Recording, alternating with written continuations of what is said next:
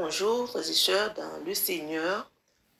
Vous êtes au rendez-vous de la dévotion matinale de l'Église méthodiste organisée par le district des îles sous le vent et présentée par la mission de Guadeloupe, spécialement par la sœur Ketia Louis Medina.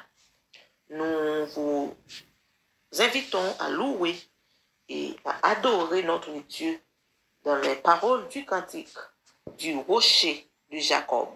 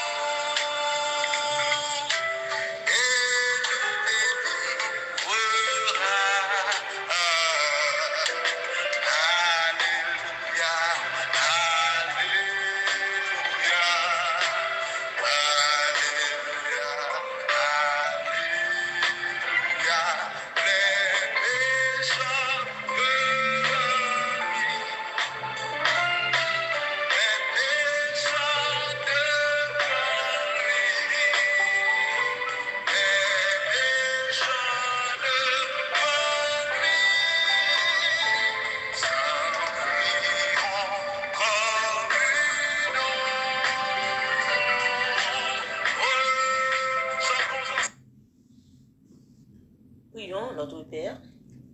Gloire au Père, gloire au Fils et gloire au Saint-Esprit. Père Tout-Puissant, nous élevons ton nom. Nous te magnifions pour ton amour envers nous.